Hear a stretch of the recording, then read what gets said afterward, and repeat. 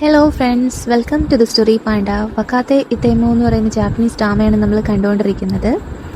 ആ സീനിയർ ആണെങ്കിലും മെഗുവിനെ കാണാനായിട്ട് കോളേജിലെത്തി. അവളുടെ ആർട്ട് വർക്കിൽ ബിസിയാണ്. അവൾ ക്ലേ ഒക്കെ ഇങ്ങനെ സെറ്റ് ചെയ്തുകൊണ്ടിരിക്കുകയായിരുന്നു. സീനിയറിനെ കണ്ടതും അവൾ ഓടിപ്പോയി കെട്ടിപ്പിടിക്കും. എന്നിട്ട് അവളുടെ ബോയ് ഫ്രണ്ടുമായിട്ട് ബ്രേക്കപ്പ് ആയി. ഇപ്പോൾ താമസിക്കാൻ ഒരു സ്ഥലവും ഇല്ലെന്ന കാര്യം സീനിയറിനോട് പറയാണ്. അപ്പോൾ സീനിയർ ചോദിക്കും, അതെന്താ, എന്തു പറ്റി, ഇത്ര പെട്ടെന്നോ? അതെന്താന്ന് വെച്ചാൽ, ഞാൻ വയ്യാതിരിക്കുമ്പോൾ പോലും അവന് ശ്രദ്ധയില്ല. അവന് കിസ് ചെയ്താൽ മാത്രം മതി. അപ്പോൾ സീനിയറെ, ഞാൻ അന്നേ പറഞ്ഞില്ലേ അവൻ അത്ര ശരിയല്ല എന്ന്. അപ്പോൾ മേഘ ചോദിക്കും, ഞാൻ ഹൗസ് വർക്കും ബാക്കിയുള്ള എല്ലാ ഹെൽപ്പും ചെയ്തോളാം, ഞാനും കൂടെ വന്നോട്ടെ സീനിയറെ നിന്റെ വീട്ടിൽ നിൽക്കാനായിട്ട്. അപ്പോൾ സീനിയർ പറയും, തൽക്കാലത്തേക്ക് നീ പുതിയൊരു വീട് കണ്ടുപിടിക്കുന്നത് വരെ മാത്രം. അത് കഴിഞ്ഞ് കാണിക്കുന്നത് ഒരു കഫേ കം പാർലർ കം ഒരു റീഡിംഗ് പ്ലേസ്, അങ്ങനെ ഒരു സ്ഥലമാണ്. അവിടെ നമ്മുടെ നായിക ഇരുന്ന് ബുക്ക് വായിക്കുകയാണ്. അവൾ ലൈബ്രറിയിൽ നിന്ന് എടുത്ത ബുക്ക്. അവിടേക്ക് നമ്മുടെ നായകൻ അതാ കടന്നു വരികയാണ്. അവൻ നേരെ അവളുടെ അടുത്തേക്കാണ് പോകുന്നത്. അവിടെ ചെന്നിട്ട് എനിക്കിവിടെ ഇരിക്കാമോ എന്ന് അവളോട് ചോദിക്കുകയാണ്. അപ്പോൾ അവൾ അടുത്തിരുന്ന സീറ്റിലെ ബുക്ക് എടുത്ത് മാറ്റി കൊടുക്കുകയാണ്. അടുത്ത് വന്നിരിക്കുന്ന ആള് അന്ന് സ്റ്റാച്യൂവിൽ പെയിന്റ് ഒഴിച്ച ആളാണെന്ന് മനസ്സിലാക്കിയപ്പോൾ അവളൊന്ന് ഷോക്കായി. അവള് കഴിക്കുന്നത് എന്താണോ അതാണ് ഓർഡർ ചെയ്തത്. അപ്പോൾ അവൻ്റെ കഴുത്തിലെ ബാക്കിലെ ബട്ടർഫ്ലൈ ടാറ്റുവും കണ്ടു. ഞാൻ നിന്നെ റിപ്പോർട്ട് ചെയ്യാൻ പോവുകയാണെന്ന് അവൾ പറഞ്ഞു. അപ്പോൾ അവ ഉടനെ ചോദിച്ചു, ഇത്രയും നാളായിട്ട് നീ എന്നെ റിപ്പോർട്ട് ചെയ്തില്ലല്ലോ, നീ ആർട്ട് സ്കൂളിലല്ലേ, നിനക്ക് വേണേൽ എൻ്റെ ഒരു സ്കെച്ച് വരച്ച് കൊടുക്കാമായിരുന്നു, എന്നെ വരയ്ക്ക് എന്ന് പറഞ്ഞിട്ട് അവനവിടെ ഇങ്ങനെ ഇരിക്കുകയാണ്. അപ്പോൾ അവൾ ഡ്രോയിങ് പെൻസിലൊക്കെ എടുത്തിട്ട് വരയ്ക്കുകയാണ്. അവനാണെങ്കിൽ അവൾ വരയ്ക്കുമ്പോൾ അവളെ തന്നെ നോക്കിയിരിക്കുകയാണ്, കണ്ണെടുക്കാണ്ട്. അപ്പോൾ അവൾ പറയുന്നുണ്ട്, എന്നെ നോക്കല്ലേ. ഉടനെ അവൻ അവളുടെ കയ്യിലുണ്ടായിരുന്ന ആ ബട്ടർഫ്ലൈയുടെ ബുക്ക് എടുത്ത് നോക്കുകയാണ്. എന്നിട്ട് അവൻ ചോദിക്കും, നിനക്ക് ബട്ടർഫ്ലൈസിനെ ഇഷ്ടമാണോ? അപ്പോൾ അവൾ പറയും, അതെൻ്റെ വർക്കിൻ്റെ റെഫറൻസിന് വേണ്ടിയിട്ട് എടുത്തതാണ്. ഉടനെ അവൻ അവളുടെ പേര് വിളിക്കും, മിയോ. അപ്പോൾ അവളിങ്ങനെ ചോദിക്കുകയാണ്, എൻ്റെ പേര് നിനക്ക് എങ്ങനെ അറിയാം? അവൻ തിരിച്ചു ചോദിക്കും, അതെങ്ങനെയാണ് എഴുതുന്നേ? അപ്പോൾ അവൾ പറയും, ഞാൻ നിനക്ക് പറഞ്ഞുതരില്ല. അപ്പോൾ അവനൊരു ഹിന്റ് തരാനായിട്ട് അവളോട് ചോദിക്കുകയാണ്. അപ്പോൾ അവൾ പറയും, അത് ബട്ടർഫ്ലൈസുമായിട്ട് കണക്ട് ചെയ്തതാണ്. അപ്പോൾ അവൻ അവളുടെ പേരിൻ്റെ അർത്ഥം പറയും, മനോഹരമായ ചിറകുകൾ, ബ്യൂട്ടിഫുൾ വിങ്സ്. ഓ, അങ്ങനെയായിരുന്നോ? അവൾ വരച്ച ഡ്രോയിങ് ബുക്ക് അവൾ അടച്ചു വെക്കാനായിട്ട് നോക്കുമ്പോൾ അവൻ അവളുടെ കൈ പിടിക്കുന്നുണ്ട്. എന്നിട്ട് ആ പെണ്ണ് വാങ്ങിയിട്ട് അവളുടെ റിസ്റ്റിൽ ഒരു ബട്ടർഫ്ലൈയുടെ ഇമേജ് വരയ്ക്കും. അത് കഴിഞ്ഞിട്ട് അവനിങ്ങനെ ഒരു സിഗരറ്റ് എടുത്ത് വലിക്കുകയാണ്. അപ്പോൾ അവളിങ്ങനെ അവനെ നോക്കിയിരിക്കും. അത് കാരണം അവൻ ചോദിക്കുന്നുണ്ട്, നിനക്ക് വേണോ?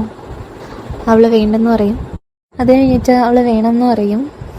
എന്നിട്ട് സിഗരറ്റ് വലിക്കുമ്പോൾ അവൾക്ക് ചുമ വരുന്ന കാരണം തിരികെ കൊടുക്കുന്നു. അപ്പോൾ അവനിങ്ങനെ ചുറ്റും നോക്കിയിട്ട് നമുക്ക് ഇവിടെ നിന്ന് പുറത്തേക്ക് പോകാമെന്ന് പറയാണ്.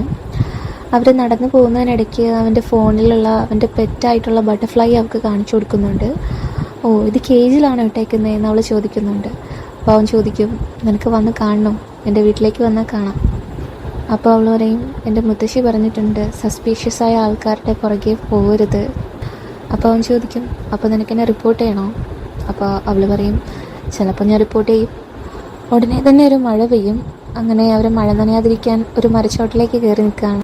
എന്നിട്ട് അവൻ അവളോട് സോറി ചോദിക്കും. അപ്പോൾ അവൾ പറയും, സോറി എന്തിനാ, ഞാൻ എപ്പോഴും മഴ കൊണ്ടുവരാറുണ്ട്.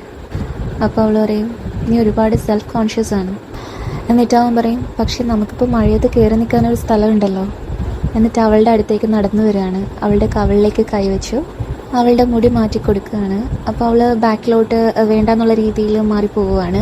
വീണ്ടും അവൻ അവളുടെ അടുത്തേക്ക് വന്ന് കവിളിൽ കൈവെക്കുകയാണ്. അപ്പോൾ അവൾ ഇങ്ങനെ അവനെ നോക്കുകയാണ്. അവനിങ്ങനെ കിസ് ചെയ്യാനെന്നുള്ള രീതിയിൽ അവളുടെ അടുത്തേക്ക് വരുമ്പോൾ അവളിങ്ങനെ ചോദിക്കുന്നുണ്ട്, നീ ഇതുപോലെ എല്ലാവരോടും ചെയ്യാറുണ്ടോ? അപ്പോഴേക്കും അവനെ അറിയാമെന്നുള്ള 2 ഗേൾസ് അങ്ങോട്ടേക്ക് ഓടി വരികയാണ്. എന്നിട്ട് അവനോട് സംസാരിക്കാൻ സ്റ്റാർട്ട് ചെയ്യാണ്. അപ്പോൾ അവൾ അവിടെ നിന്ന് മാറിപ്പോവും. അത് കഴിഞ്ഞ് കാണിക്കുന്നത് പിറ്റേ ദിവസത്തെ സീനാണ്. നമ്മുടെ നായകൻ കോളേജിലേക്ക് വരികയാണ്. അപ്പോൾ അവിടെ അവൻ്റെ ഒരു പഴയ ഓൾഡ് ഫ്രണ്ടിനെ കണ്ടു. അവനവിടെ ലെക്ചർ എടുക്കാനായിട്ട് വന്നതാണ്. നീ സ്പെയിനിൽ നിന്ന് എന്നെത്തി എന്ന് ആ ലെക്ചർ എടുക്കാൻ വന്ന പുള്ളി ചോദിക്കുന്നുണ്ട് നായകനോട്. അപ്പോൾ അവൻ പറയും, ഞാൻ ഇപ്പോൾ വന്നിട്ടേ ഉള്ളൂ, ശരി പിന്നെ കാണാം എന്ന് പറഞ്ഞ് അവൻ പോവുകയാണ്. അത് കഴിഞ്ഞ് കാണിക്കുന്നത് ക്ലാസ്സിലെ സീനാണ്. അത് ക്ലാസ്സിൽ അവർ ആർട്ട് വർക്ക് ചെയ്യുകയാണ്. ഇവിടെ ക്ലാസ്മേറ്റ്സ് 1, 2 ഒരുപാട് പേരുണ്ട്. ഈ ഇരിക്കുന്നത് മിയോൻ്റെ ഫ്രണ്ടാണ്. അവനോട് ചോദിക്കുകയാണ്, ഇന്നലെ പെയിൻ്റ് ഒഴിച്ചത് നീ കണ്ടായിരുന്നില്ലേ, അത് ആരാണോ ചെയ്തത്? ആ ചെയ്തവൻ ഹാൻഡ്സ് ആയിരുന്നെങ്കിൽ അടിപൊളിയായിരുന്നേനെ. എന്നിട്ട് അവനോട് പറയാണ്, നീ വർക്കൗട്ട് ചെയ്യാറുണ്ടല്ലോ, ഇനി ആ കൾപ്രിറ്റ് വരികയാണെങ്കിൽ നീ പോയി അവനെ ക്യാച്ച് ചെയ്തിട്ട് എൻ്റെ ഫ്രണ്ടിലേക്ക് കൊണ്ടുവരണം കേട്ടോ. അപ്പോൾ അവൻ ചോദിക്കുന്നുണ്ട്, ലുക്സ് മാത്രമാണോ നിനക്ക് പ്രധാനം? അപ്പോൾ അവൾ പറയും, ലുക്സ് ഉള്ള ഒരാൾക്ക് എന്ത് വേണമെങ്കിലും നേടിയെടുക്കാൻ പറ്റും, നിനക്കറിയാവോ? അപ്പോൾ അവൻ പറയും, നീ ഒരു ക്രേസി ഗേളിനെ പോലെ സംസാരിക്കുന്നുണ്ട്. അപ്പോഴേക്കും അവരുടെ ക്ലാസ് ടീച്ചർ കയറി വരികയാണ്. എന്നിട്ട് പുതിയ സബ്സ്റ്റിറ്റ്യൂട്ട് ടീച്ചറെ പരിചയപ്പെടുത്തുകയാണ്. അത് മറ്റാരുമല്ല, നമ്മുടെ നായകനാണ്. അവനവൻ്റെ പേര് പറയാണ്. കൊസാക്ക റെൻ എന്നാണ് അവൻ്റെ പേര്.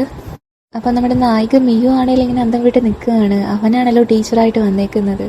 അപ്പോൾ അവരിങ്ങനെ പരസ്പരം പരിചയപ്പെടുകയാണ്. അവളും അവനെ പരിചയപ്പെടുത്തുന്നുണ്ട്.